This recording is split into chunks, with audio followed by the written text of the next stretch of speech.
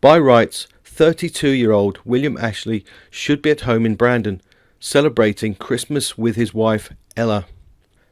However, due to circumstances beyond his control, he finds himself sat in a freezing, damp trench, in a foreign field, and in mortal fear of an enemy determined to kill him. It is so cold that some of William's comrades, including William Vale, also of Brandon, have been taken from the front due to frostbite. One metaphorical ray of sunshine is the delivery of woolen socks which have been knitted by the women of Brandon and sent to the Brandon lads serving at the front. Apart from that, William is facing a grim Christmas.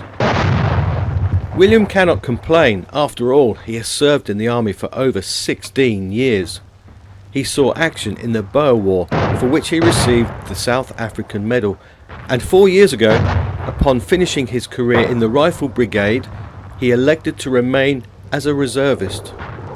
Being a reservist meant he could return to Brandon to settle down and raise a family, which is what he did. He married Ella. Incidentally, it will be their 4th wedding anniversary in 2 days' time. And together they have 2 sons, Charles and George, the latter barely 3 months old. However, being a reservist, William has not totally turned his back on the army and has committed to attending the occasional training camp in the summer.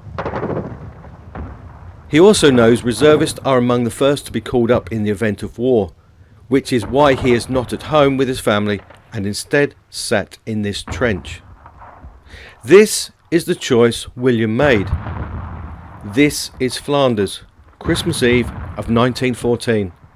William, despite being an experienced soldier, is about to take part in an event that will astound him. It is also one that will become legendary. The war has already proven to be nothing like William has experienced in his military career so far.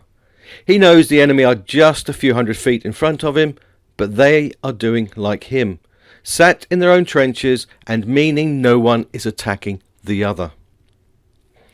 In fact, the enemy are so close that William has heard their bugler sound reveille.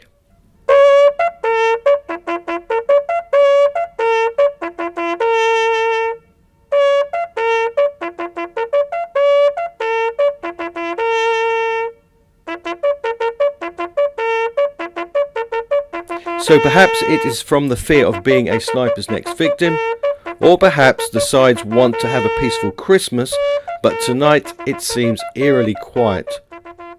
Then something bizarre happens. The Germans start shouting Christmas greetings in English, which can only mean they are aimed towards William and his comrades. William is cautious. It may be a trap. A deception that sees a curious but misplaced head rise above the trench only to be taken off by a sniper's bullet. Nonetheless, William and his comrades shout back similar Christmas greetings, although keeping out of harm's way as they do so. It doesn't stop there. The Germans are now singing Christmas carols. The British trench joins in. From the deprivations of war, with all the slaughter and violence it has brought so far, 2 enemies are now singing and sharing their Christmas Eve experience.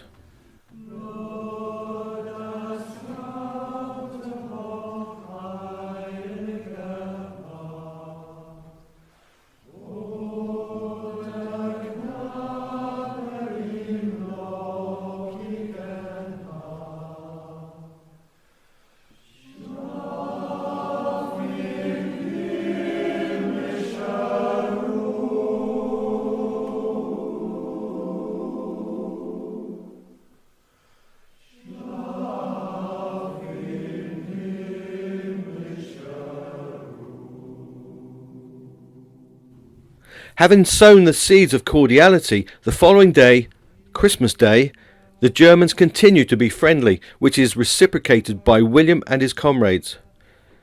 Both sides are now heads up, over the trench, and shouting Christmas greetings to each other. Today, it feels safer, and there is a real sense both sides want to reach out rather than shoot and bomb. It is the Germans who take the next bolder step. Some of them clamber over the top of the trench and stand up in no man's land, with hands aloft, signalling they mean no harm. If any British Tommy wanted to claim a German scalp, then there would be no easier opportunity than now. It would take just that one pot shot, one crack of a rifle.